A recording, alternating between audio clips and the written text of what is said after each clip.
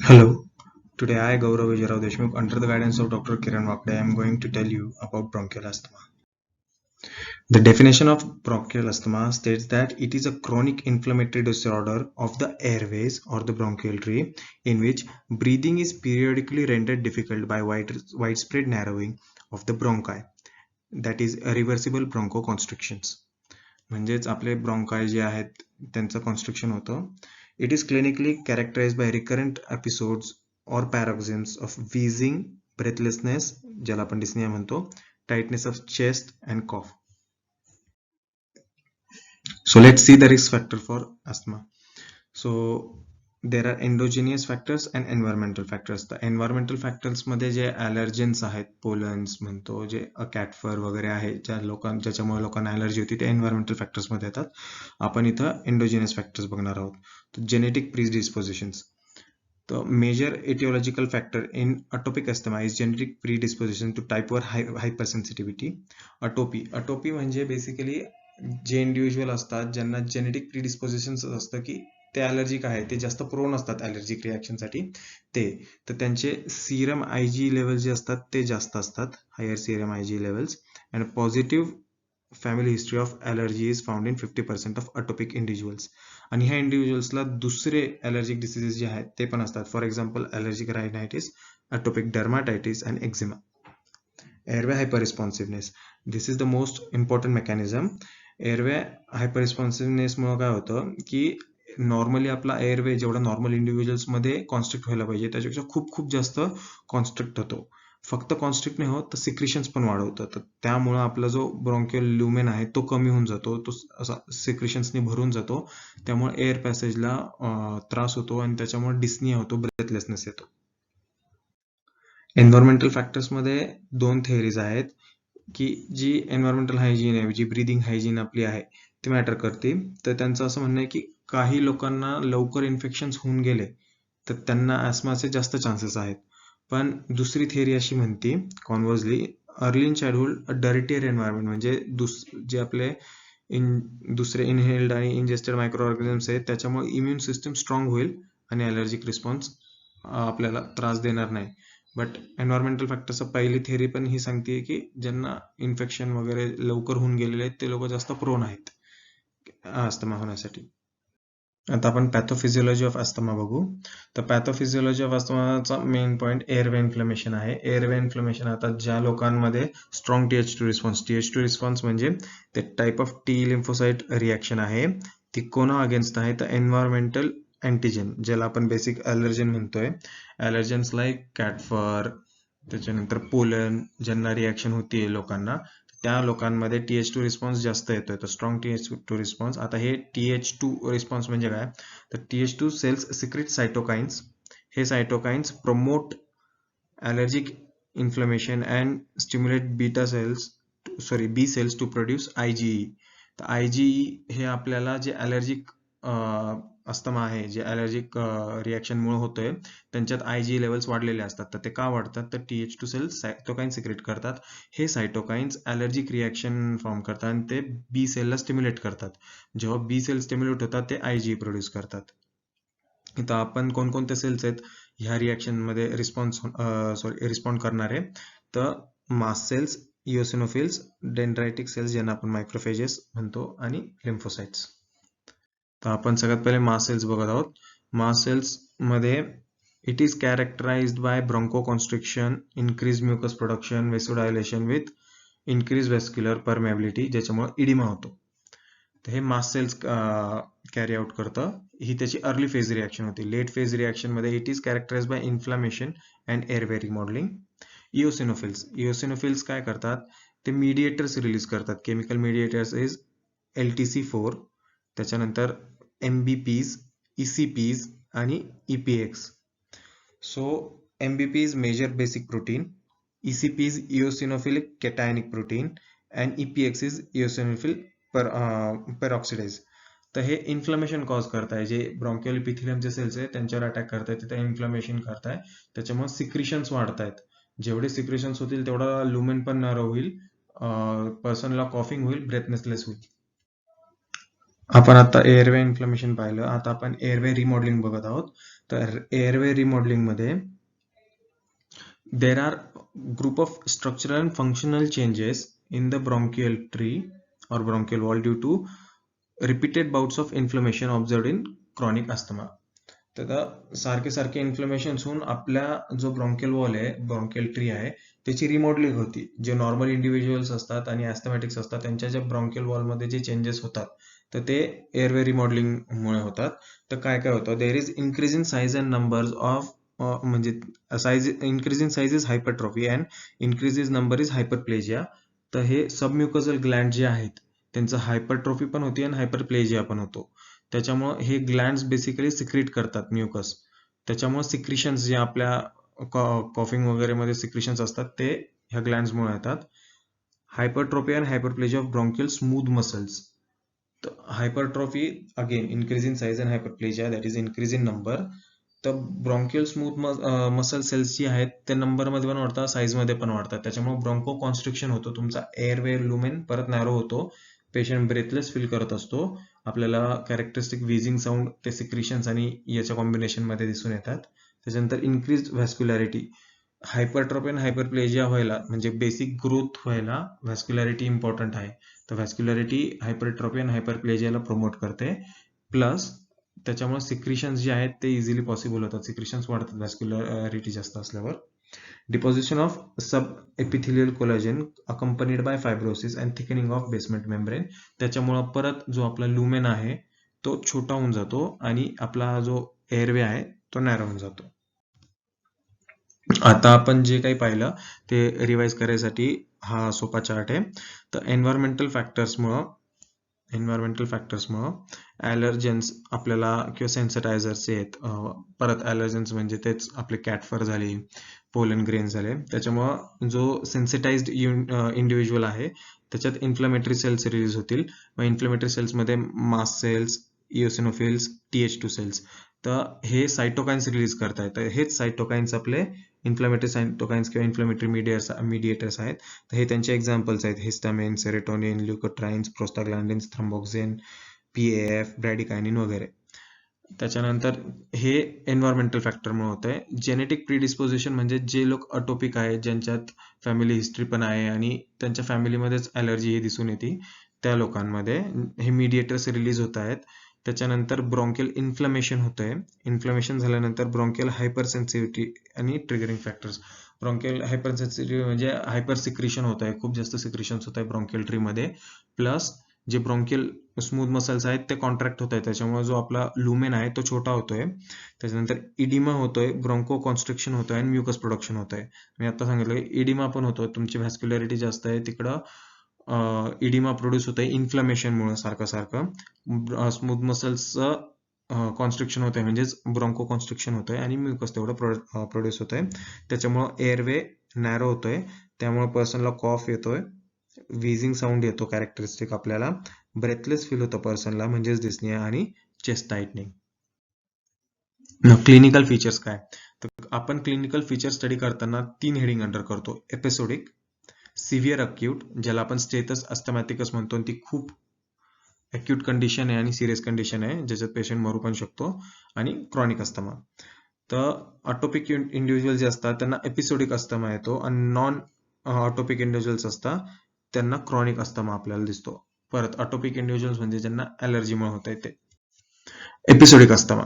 तर एपिसोड्स येतात म्हणजे त्यांना आता अटॅक येऊन गेला अस्थमाचा, नंतर परत त्यांना नॉर्मल पिरियड मध्ये ते राहतात आणि त्यांना परत कधीतरी अटॅक येतो. तर जनरली सीझनल अटॅक्स पण येतात. काही लोकांना फक्त विंटर रेनी सीझनच्या आसपास अस्थमाचा त्रास व्हायला लागतो, मग परत ते कम्प्लिटली वर्षभर नीट असतात आणि त्याच्यानंतर परत त्यांना अटॅक येऊ शकतो. बट हे ड्युरेशन फिक्स नाही आहे. काही लोकांमध्ये बऱ्याच दिवसांचा फरक असतो, काही लोकांमध्ये कमी असतो, तो फ्रिक्वेन्सी फिक्स नसते. त्याच्यानंतर पेशंट नॉर्मली त्याला काहीच त्रास नसतो, पण त्याला अचानक म्हणजे सडनली त्याला ऑनसेट ऑफ पॅरोक्सिम्स किंवा एपिसोड होतो. मग त्याला 2 गोष्टी दिसतात, त्यात जनरली व्हीजिंग साऊंड येतो आणि डिस्निया म्हणजे त्याला ब्रेथलेस फील होतं. They may develop spontaneously or they may be triggered by allergens, exercise or viral infections. It may be mild to severe, may last for hours, days or even weeks. त्याच्यानंतर severe acute asthma म्हणजे status अस्थमॅटिकस. हा most severe form आहे अस्थमाचा, in which severe acute पॅरोक्सिम्स म्हणजेच episodes persist for days even weeks. तर मग patient काय आपल्याला present करतो, तर सिव्हिअर डिस्निया आणि अनप्रोडक्टिव्ह कॉफ. पेशंटला रेस्ट पोझिशन मध्ये पण इतका डिस्निया असतो की त्याला श्वास घेताना खूप जास्त त्रास होतो. So during attack, patient prefer an upright position, fixing shoulder girdle to assist the accessory muscles of respiration. आपले जे accessory muscles आहेत रेस्पिरेशनचे ते सुद्धा वापरता यावे इझिली म्हणून पेशंट शोल्डर गर्डल फिक्स करून बसलेला असतो. मग आपल्याला फिजिकल सायन्स मध्ये स्वेटिंग, सेंट्रल सायनोसिस, टॅकिकार्डिया आणि पल्सेस पॅराडॉक्सिस दिसतं. सेंट्रल सायनोसिस दिसण्यामागं मेन कारण आहे की त्याला हायपॉक्सिया होत असतो, त्यामुळे पेशंटला जास्त श्वास घेता येतच नसतो, त्याच्यामुळे ऑक्सिजन सप्लाय कमी होतो आणि त्याच्यामुळे हायपॉक्सिया होतो. आणि टॅकिकार्डिया पण ऍज अ रिझल्ट टू हायपॉक्सिया आहे, टू सेंट्रल सायनोसिस आहे, कारण की हार्टला जास्त फास्ट ब्लड पंप करावं लागतंय, पेरिफेरल टिश्यूजची ऑक्सिजन डिमांड वाढत जाते कारण की त्यांना पण ऑक्सिजन कमी भेटतंय कारण की बॉडीमध्येच ऑक्सिजन कमी येत आहे. आणि जी नॉर्मल थेरपी तो पर्सन घेत असतो, आता हा अस्थमाचा पर्सन आहे, तो नॉर्मल जी थेरपी घेत असतो त्या थेरपीचा त्याच्यावर जास्त फरक पडतच नाही, त्याला रिलीफ असं काही भेटत नाही. आणि खूप सिव्हिअर एअर फ्लो ऑब्स्ट्रक्शन झालं तर सिव्हिअर सायनोसिस आणि डेथ पण होऊ शकते. Chronic asthma. मग क्रॉनिक अस्थमाचे पेशंट असतात ज्यांना चेस्ट टाइटनेस, वीज आणि ब्रेथलेसनेस ऑन एक्झर्शन असं दिसून येतं. मग it is characterized by spontaneous cough and wheeze which get worsen during the night. तर मग हे जे आहे त्यांच्यात आपल्याला प्रोडक्टिव्ह कफ दिसून येतो with mucoid sputum punctuated by recurrent attacks of purulent expectoration from frank infection. त्यांच्यात इन्फेक्शन पण जास्त होतात आणि मग एक्सपेक्टोरेशन्स मध्ये आपल्याला प्युरलंट एक्सपेक्टोरेशन दिसतं, जे generally yellow to green colour मध्ये आपल्याला नॉर्मली दिसून येतं इन्फेक्टेड केसेसमध्ये. आणि they are prone to repeated attacks of severe acute asthma म्हणजे स्टेटस अस्थमॅटिकस.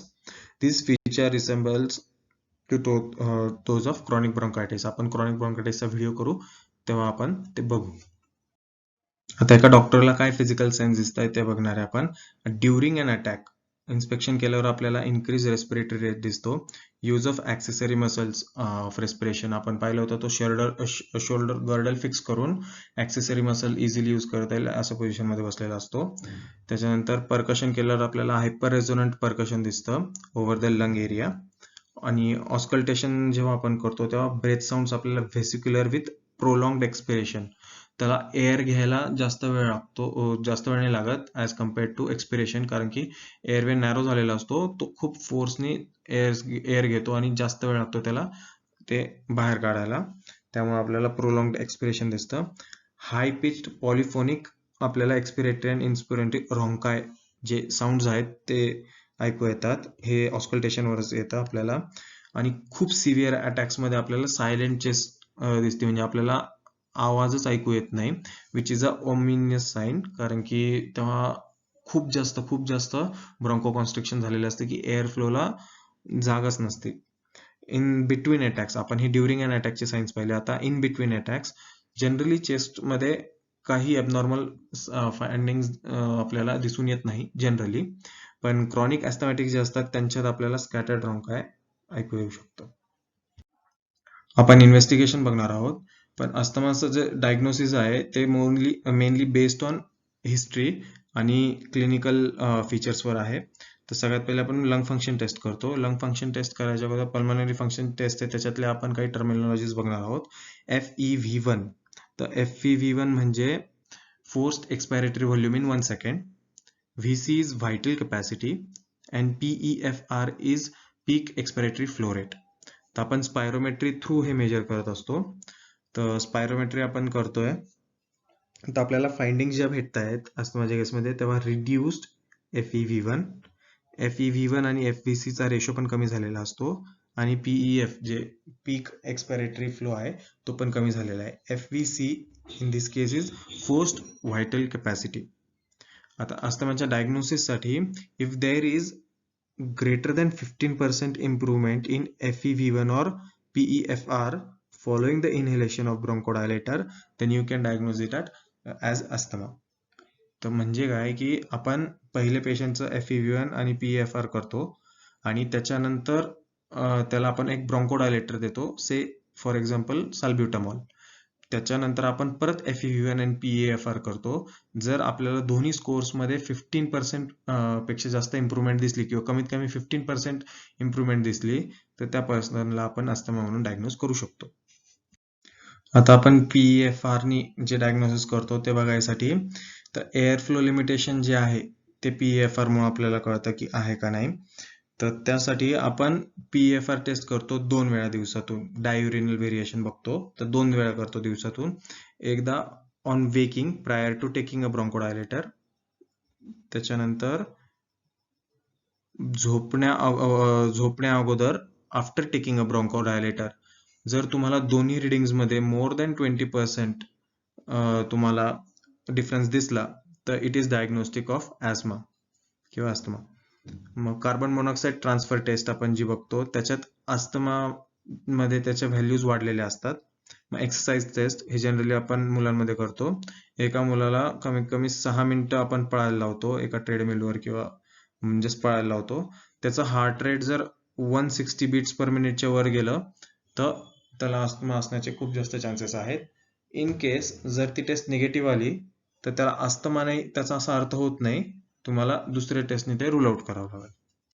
त्याच्यानंतर आपण इमेजिंगकडे जातो. मग चेस्ट एक्सरे काढतोय. तर चेस्ट एक्सरे जेव्हा आपण काढतो, जेव्हा एपिसोडिक अस्थमा जो आपण पाहिला होता की त्यांना सीझनली होतोय किंवा खूप टाइम नंतर होत आहे आणि ते इन बिटवीन अटॅक्स एकदम नॉर्मल असतात, त्या लोकांमध्ये आपल्याला नॉर्मलच दिसतं, युजली नॉर्मल किंवा डायग्नोस्टिक फीचर्स काहीच दिसत नाही. जेव्हा आपण एखाद्या अटॅक मध्ये बघत असतो, तेव्हा आपल्याला ते लंग्स हायपर इन्फ्लेटेड दिसतात.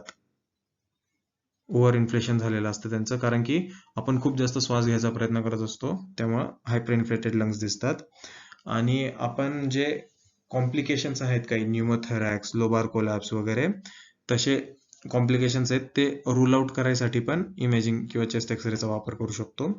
हाय रेझोल्युशन कम्प्युटेड टोमोग्राफी म्हणजेच HRCT किंवा CT जे आपण करतो, त्याच्यामुळे आपल्याला ब्रॉन्किएक्टॅसिस किंवा थिकनिंग ऑफ ब्रॉन्कियल वॉल्स हे दिसू शकतं.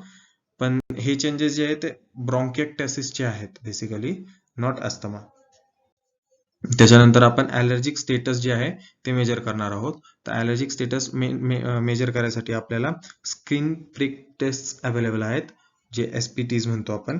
SPTs परफॉर्म करताना इंट्राडर्मल इंजेक्शन्स देतो आपण. कॉमन ॲलर्जन्स जे आहेत म्हणजे आता house dust mite, cat fur, grass pollen वगैरे आपण वापरतो आणि त्यांचं इंट्राडर्मल इंजेक्शन देतो. आणि आपण बघतो की एखादा व्हील किंवा फ्लेअर रिॲक्शन दिसतंय का त्या स्किन वर जिथं आपण ते दिलंय, तर त्याच्यामुळे आपल्याला कळतं की हा इंडिव्हिज्युअल त्या ॲलर्जनला ॲलर्जिक आहे किंवा ते अँटीजन म्हणून ऍक्ट करतंय त्या पर्सनसाठी आणि त्यामुळे त्याला ॲलर्जिक अस्थमा होऊ शकतो. आणि आपण याच्यात डिफरन्शिएट करू शकतो की तो जो पर्सन आहे तो अटोपिक आहे का त्याला जेनेटिक प्रिडिस्पोजिशन आहे. अटोपिक मध्ये त्यांना ॲलर्जी असते एखाद्या गोष्टीची आणि जेनेटिक प्रिडिस्पोजिशन मध्ये त्यांना ॲलर्जिक फॅक्टर्स असलाच पाहिजे असं काही नाहीये.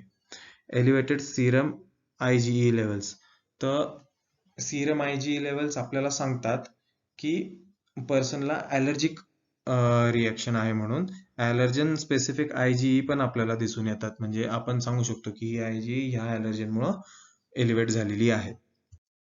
त्याच्यानंतर आपण एक्झेल्ड नायट्रिक ऑक्साईड FeNO ही टेस्ट करू शकतो. It is used as non invasive test to measure airway inflammation and as index of efficacy of corticosteroid response in children. तर हे जे आहे टेस्ट, त्याच्यात आपण त्याचे 2 आपल्याला फायदे होतात. एक तर आपण मेजर करू शकतो एअरवे इन्फ्लेमेशन आणि दुसरं की जो एफिकसी इंडेक्स आहे कॉर्टिकोस्टेरॉइडचा तो मेजर करू शकतो चिल्ड्रनमध्ये. आणि आर्टेरियल ब्लड ग्लास अनालिसिस हा आपली लास्ट इन्व्हेस्टिगेशन आहे. हायपोक्सिया आणि हायपरकार्बिया ड्युरिंग अक्यूट अटॅक आणि हायपरकार्बिया ड्युरिंग सिव्हिअर अक्यूट अस्थमा म्हणजे स्टेटस अस्थमॅटिकस हे आपल्याला ABG अनालिसिस केल्यावर लक्षात येतं. आता आपण मॅनेजमेंट ऑफ अस्थमा बघणार आहोत. तर मॅनेजमेंट ऑफ अस्थमा बघताना आपल्याला अवॉइड आयडेंटिफाईड ॲग्रिवेटिंग फॅक्टर्स किंवा ॲलर्जन्स. आता माहिती की एखाद्या माणसाला कॅटपासून किंवा डॉगपासून ॲलर्जी आहे, तर आपल्याला त्यांच्यापासून लांब ठेवलं पाहिजे. तर हे इम्पॉर्टंट आहे in the management of occupational and atopic asthma. Occupational asthma म्हणजे एखाद्याला ग्रास पोलनची ॲलर्जी आहे, तर मग आपण त्याला जनरली ग्रास फिल्ड्समध्ये काम न करायला लावणं हे महत्त्वाचं आहे. आपण हे असं अवॉइड करू शकतो. त्याच्यानंतर काही ॲलर्जन्स पेट्समुळं, मोल्ड्समध्ये, सर्टन फूडस्टफ्समुळं होऊ शकतं. तर आपल्याला ते माहिती असताना त्याच्यापासून त्यांना अवॉइड केलं पाहिजे. पण हे जनरली पॉसिबल नसतं जेव्हा मल्टिपल ॲलर्जन्स असतात. एकच ॲलर्जन असलं तर अवॉइड करणं इझी आहे, बट एकदम खूप जास्त टाईपच्या ॲलर्जीज असतील तर हे अवॉइड करणं अवघड जातं. मग आपण control of risk factors causing exacerbations करू शकतो. म्हणजे रिस्क फॅक्टर्स आपण कंट्रोल करू शकतो. मग हे रिस्क फॅक्टर आपण कंट्रोल केले तर एक्झाझर्बेशन्स होण्याचे चान्सेस कमी होऊन जातात. तर हे ऍक्टिव्ह अँड पॅसिव्ह स्मोकिंग जी आहे ती अवॉइड केली गेली पाहिजे. It is one of the most important risk factors in asthma. त्याच्यानंतर if there is associated rhinitis or GERD. GERD is gastroesophageal reflux diseases. त्याच्यानंतर आपल्याला ओबेसिटी कंट्रोल केली पाहिजे. त्याच्यानंतर individuals intolerant to aspirin should avoid all the NSAIDs, that is non-steroidal anti-inflammatory drugs. त्याच्यानंतर avoid inadequate use of inhaled corticosteroids. कॉर्टिकोस्टेरॉइड्सचा use आहे तो म्हणजे इफेक्टिव्ह नसेल तर इनएडिक्वेट यूज नाही केला पाहिजे, पूर्ण यूज केला गेला पाहिजे. आणि avoid over use of inhaled short acting beta agonist. Okay, त्यासाठी exam more than 1 canister of 200 doses per month हे अवॉइड केलं पाहिजे. आपण हे अवॉइड केल्यावर एक्झासर्बेशनचे चान्सेस कमी येतात. Drug therapy. ड्रग थेरपी ही आपल्याला इम्पॉर्टंट आहे की जे ह्या जनरल मेजर्स यूज करून सुद्धा कंट्रोल होत नाही केसेस, त्या केसेससाठी ड्रग थेरपी इम्पॉर्टंट आहे. Drug useful in asthma can be divided into bronchodilators. ते तात्पुरता आणि आपल्याला लगेच इमिडिएट रिलीफ ऑफ सिम्पटम्स देतात, कारण की ते एअरवे रिलॅक्सेशन करतात किंवा डायलेशन करतात. त्यामुळे एअरला यायला जायला जागा भेटते. त्यामुळं आपलं जे मेजर सिम्पटम आहे ब्रेथलेसनेस डिस्निया ते जातं. आणि दुसरं आहे controllers. They inhibit the underlying inflammatory process. तर एक्झाम्पल ऑफ कंट्रोलर्स स्टेरॉइड आहे. आता आपण ब्रॉन्कोडायलेटर्स बघू. तर सगळ्यात पहिले ब्रॉन्कोडायलेटर्स जे मेनली आपण यूज करतो ते आहे बीटा 2 ॲड्रिनो रिसेप्टर ॲगोनिस्ट. म्हणजे जे बीटा 2 रिसेप्टर्स आहेत. बीटा रिसेप्टर्स बेसिकली क्लासिफाय केले बीटा 1 आणि बीटा 2 मध्ये. तर आपण CVSच्या व्हिडिओजमध्ये पाहिलं आहे की जे बीटा 1 ॲड्रिनो रिसेप्टर्स आहे ते हार्टमध्ये असतात आणि हे जे बीटा 2 रिसेप्टर्स आहेत ते are widely expressed the airways म्हणजे ब्रॉन्कियल स्मूथ मसल्समध्ये. तर इथं आपल्याला बीटा 2 च्या फंक्शनवर फोकस करायचं आहे. तर आपल्याला बीटा 2 रिसेप्टर अगोनिस्ट बघायचे आहेत. ते 2 टाईपचे आहे. They R short acting beta 2 agonist. Agonist म्हणजे जे त्याच्या बीटा 2 वर पॉझिटिव्ह ॲक्शन करतात आणि जे त्याला ब्लॉक करतात किंवा निगेटिव्ह ॲक्शन करतात त्याला आपण बीटा 2 अँटागोनिस्ट म्हणू. तर बीटा 2 अगोनिस्ट बेसिकली जेव्हा ऍक्ट करतात बीटा रिसेप्टरवर ते ब्रॉन्कियल स्मूथ मसल जे असतात त्यांना रिलॅक्स करतात. त्याच्यामुळे ब्रॉन्कोडायलेशन होतं, एअरवे मोठा होतो. तो आपण बघतोय शॉर्ट ॲक्टिंग बीटा 2 अगोनिस्ट. त्यांचे एक्झाम्पल्स आहे साल्ब्युटामॉल, लिव्होसाल्ब्युटामॉल आणि टर्ब्युटॅलिन. आणि लॉंग ॲक्टिंग बीटा 2 अगोनिस्ट आहेत लाबाज. त्यांचं एक्झाम्पल आहे बांबुटेरॉल, साल्मेटेरॉल आणि फॉर्मोटेरॉल. तर आपण जे यूज करतोय जनरली ते आहे साल्ब्युटामॉल, लिव्होसाल्ब्युटामॉल आणि टर्ब्युटॅलिन. These drugs are highly selective for beta 2 adrenoreceptors and act predominantly on respiratory tract. Non selective beta 2 receptor agonist आपण वापरले तर त्यांची ऍक्शन हार्टवर पण होईल, कारण की ते बीटा नॉन सिलेक्टिव्ह आहे. म्हणजे ते बीटा 1 वर पण ऍक्शन करेल, बीटा 2 वर पण ऍक्शन करेल. तर आपल्याला साईड इफेक्ट्स कंट्रोल करायसाठी हायली सिलेक्टिव्ह बीटा 2 रिसेप्टर्सच अगोनिस्टच वापरले पाहिजे. They are powerful and rapidly acting but short acting bronchodilators that relaxes bronchial smooth muscles. आपण सेकंड क्लास ऑफ ड्रग्स बघणार आहोत, मिथाइलझॅन्थिन्स. तर मिथाइलझॅन्थिन्स हे आपण एक इंडिव्हिज्युअल ड्रग म्हणून नाही देत, आपण जनरली ते कॉम्बिनेशन मध्ये देतो, as an add on therapy म्हणून देतो. जेव्हा पेशंट फक्त एखाद्या सिंगल ड्रग किंवा जेव्हा आपण एखाद्या पेशंटला इनहेल्ड कॉर्टिकोस्टेरॉइड ICS प्रिस्क्राईब केलेला असेल आणि त्या पेशंटला फक्त तेवढ्याच थेरपीने फायदा नसेल होत तर आपण त्याच्यासोबत त्याला मिथाइलझॅन्थिन्स देतो. तर मिथाइलझॅन्थिन्स आर ॲड ऑन थेरपी. त्यांचे सिंगल ड्रग म्हणून तुम्ही यूज करून जास्त उपयोग होत नाही. तर त्याचा पहिला एक्झाम्पल आहे थिओफायलिन. मग थिओफायलिन जे आहे हे मीडियम पोटेन्सी ब्रोंकोडायलेटर आहे. They are not as strong acting as beta 2 agonist which we just saw. त्याची ॲक्शन कशी आहे? They improve the movement of airway mucus. जे एअरवे मध्ये म्युकस तयार होत आहे ते बाहेर काढायचं काम करतं. It improve diaphragm contractility. त्याच्यामुळे आपल्याला रेस्पिरेशन मध्ये हेल्प होती.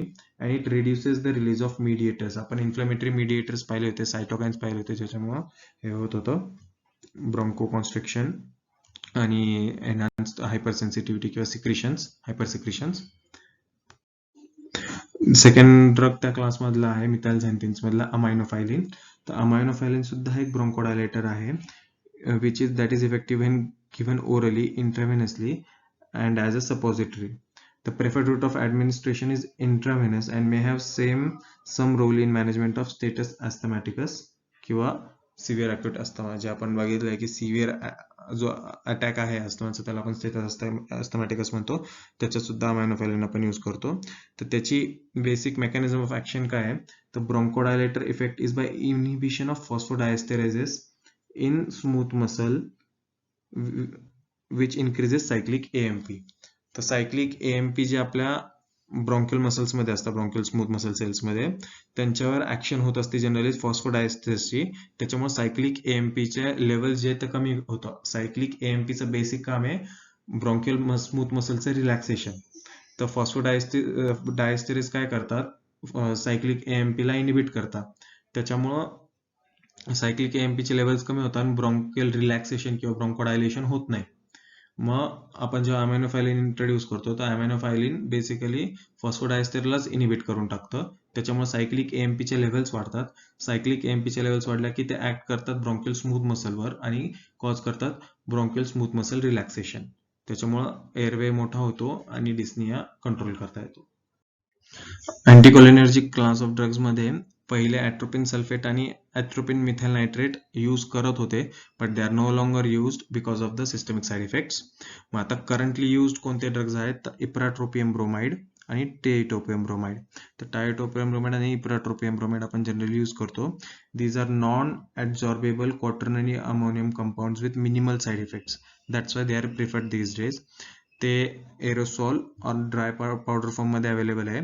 आणि इप्राट्रोपियम ब्रोमाइड हे नेब्युलायझरनी पण आपण देऊ शकतो. मग ते कधी इंडिकेटेड आहे? तर त्याचे बेसिक 2 इंडिकेशन्स आहेत. Patients with coexistent heart disease in whom methylxanthines and beta 2 adrenoreceptor agonist cause significant tachycardia. मी सांगितलं होतं की हे बीटा रिसेप्टर्स जनरली हार्टवर पण ऍक्ट करतात, त्यामुळं आपल्याला बीटा रिसेप्टर अगोनिस्ट वापरता येत नाही. आणि मिथाइलझॅन्थिन्सची पण थोडी सिमिलर ऍक्शन होती, ज्याच्यामुळे टॅकिकार्डिया होऊ शकतो. तर ह्या लोकांमध्ये हे ड्रग्ज कॉन्ट्राइंडिकेटेड असतील तर आपण अँटीकोलिनर्जिक्स देऊ शकतो, ipratropium bromide and tiotropium bromide. आणि in refractory case, second case जी आपण बघू ती रिफ्रॅक्टरी केस असेल की bronchodilator action of beta 2 receptor agonist is enhanced by addition of tiotropium bromide or ipratropium bromide. म्हणजे की ब्रोंकोडायलेटर आपण देतोय बीटा 2 अगोनिस्ट, फक्त त्याचा तेवढा इफेक्ट नसेल पडत तर आपण त्याच्या ऍडजंक्ट मध्ये ऍड ऑन थेरपी म्हणून अँटीकोलिनर्जिक्स मध्ये हे 2 ड्रग्ज देऊ शकतो. त्याच्यानंतरचा इम्पॉर्टंट क्लास आहे ल्युकोट्राईन मॉडिफायर्स. आता आपण अँटी-आयजी मोनोक्लोनल अँटीबॉडीज बघणार आहोत. तर मेन एक्झाम्पल आहे ओमालिझुमाब. तर ही रिकॉम्बिनंट मोनोक्लोनल अँटीबॉडी आहे जी आयजीच्या अगेन्स्ट ऍक्ट करते. तर जे आपल्या ब्लडमध्ये फ्री सर्क्युलेटिंग आयजी आहे, जेव्हा ॲलर्जिक रिॲक्शन होते तेव्हा आयजीचे लेवल स्पाइक होतात आणि ते इन्फ्लमेटरी सेल्सवर ऍक्ट करतात आणि इन्फ्लमेटरी मीडिएटर्स रिलीज करतात. तर ह्या आयजीला जो फ्री सर्क्युलेटिंग आयजी आहे ब्लडमध्ये त्याला न्यूट्रलाइज करतात, चिलेट करतात किंवा त्यांच्याबरोबर बाइंड होऊन जातात. आणि जे आयजी ऑलरेडी सेलला बाउंड झाले त्यांच्यावर इफेक्ट करत नाही, पण जे ब्लडमध्ये फिरतायत ओपनली फ्री त्यांना ऍक्ट करतात. त्याच्यामुळं हे जे फ्री आयजी आहे त्यांचं रिसेप्टर्स जे आपण बघितले होते, हे इन्फ्लमेटरी मीडिएटर जे रिलीज करतात मास्ट सेल्स, बेसोफिल्स, त्यांना बाइंड होऊ देत नाही हे फ्री आयजीला. त्याच्यामुळं जे मीडिएटर्सचं रिलीज आहे ते डिक्रीज होऊन जातं. त्याच्यानंतर मोनोक्लोनल अँटीबॉडीज जे आहेत मेपोलिझुमाब आणि रेस्लिझुमाब त्यांचे आणि ते इंटरलुकिन 5 च्या अगेन्स्ट ऍक्ट करतात.